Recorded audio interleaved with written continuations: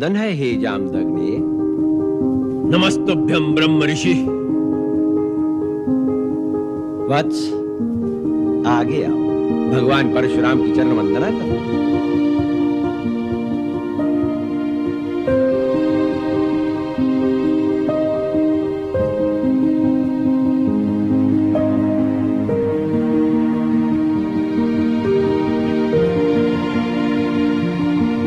अपना परिचय नहीं दिया तुम दोनों ने।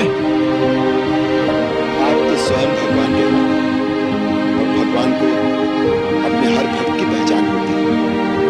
यही सोचकर कि आप अपने इस दास को तो जानते ही होंगे, परिचय देना आवश्यक नहीं समझा।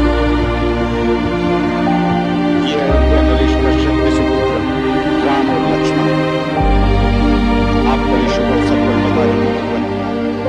आइए आसन ग्रहण कीजिए। इन मीठे स्वागत वचनों से तुम हमें पहला नहीं सकते मूढ़ जनक।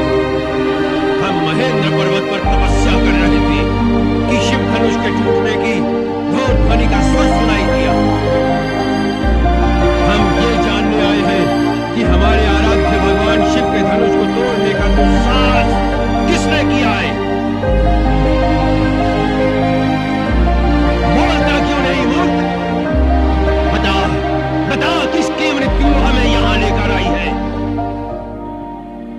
जल्दी बता, नहीं तो जहां तक तेरा राज्य है वहां तक की पृथ्वी को हम उलट पलट करके रख देंगे। तेरा सारा राज्य नष्ट कर देंगे, नष्ट कर देंगे।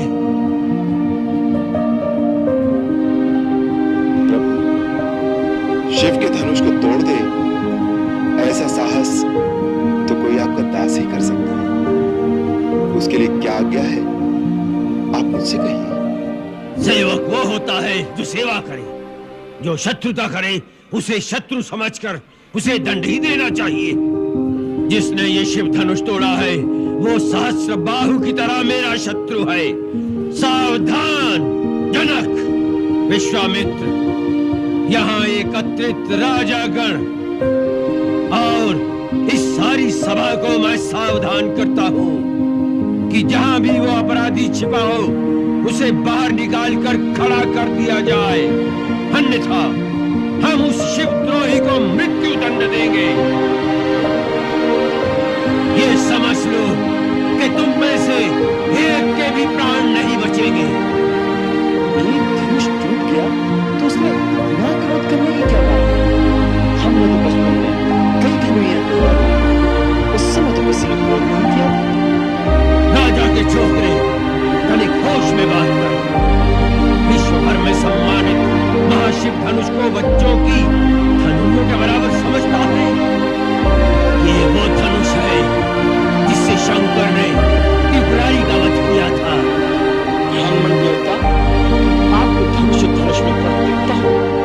हम तो क्षत्रिय हैं। धनुष बाण से खेलना हमारा नित्य कर्म। हमारे लिए तो सब धनुष एक समान। मिठाई की भी हद होती है। लगता है तुझे अपने जीवन से मोह नहीं रहा। जो लोग है कि नहीं, परंतु आपको इस पुराने जीवन धनुष से बहुत मोह दिखाई देता है, जिसके टूट जाने पर हम बच्चों की तरह बिलबिला रहे हैं। रघुवर ने इसे हाथ लगाया और ये टूट गया। इसमें उनका कोई दोष नहीं। आप क्रोध त्याग दीजिए मुनिवर, बहुत धमका लिया आपने। लगता है कि तू अपनी माता को निपूती बनाना चाहता है। मैंने तो तुझे बालक समझकर अब तक जीवित छोड़ रखा था। और मैं आपको एक ब्राह्मण समझकर आपके ऊपर हाथ नहीं उठाना चाहता। हमारे कुल में ब्राह्मणों का वध नहीं किया जाता, उनकी रक्षा की जाती है। शठ अशिष्ट निरंकुश बालक, कदाचित तूने मुझे केवल एक वेद पाठी ब्राह्मण समझ रखा है। तू नहीं जानता कि मैं क्षत्रिय कुल नाशक, बाल ब्रह्मचारी, अति क्रोधी वह परशुराम हूं जिसने कई बार इस पृथ्वी को क्षत्रियों से विहीन कर दिया। क्षत्रिय राजाओं का सकल नाश करके यह पृथ्वी बार बार ब्राह्मणों को दान करती है। इस फरसे से मैंने सहस्र बाहु की भुजाओं को काटा है। इसी फरसे से मैंने बार बार क्षत्रियों का लहू पिया है और आज तुम्हारे लहू से इस फरसे की प्यास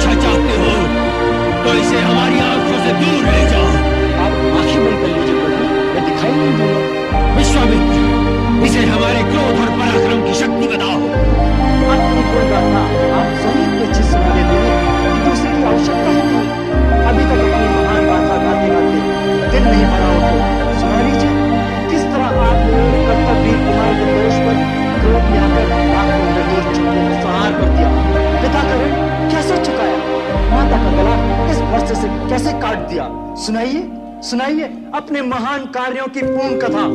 बस बहुत हो गया। अब कोई मुझे दोष न देना।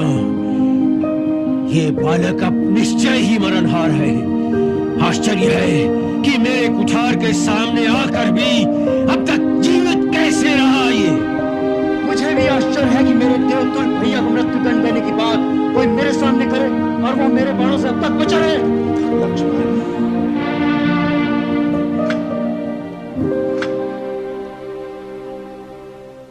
महामुनि, बच्चों के दोष पर बड़े क्रोध नहीं करते। शांत हो जाइए भगवान। तुम चुप रहो कौशिक नंदन। आपको क्रोध शोभा नहीं देता भगवान। यदि बालक कोई चपलता दिखाता है, गुरु माता पिता उसका आनंद लेते हैं, रोष नहीं करते।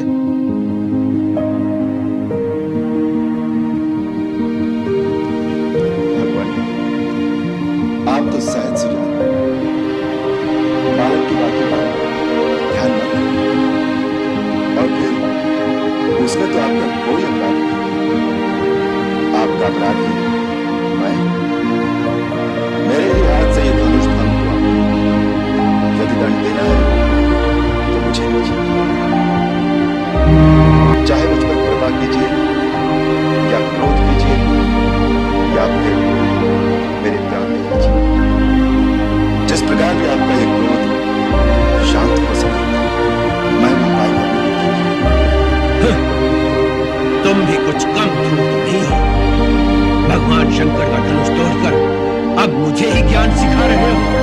उधर तेरा छोटा भाई तेरी सम्मति से मुझे भड़काता है, मुझे क्रोध दिलाकर मेरा बल क्षीण कर रहा है, और इधर तू हमसे हाथ जोड़कर बड़ी अनुनय विनय कर रहा है।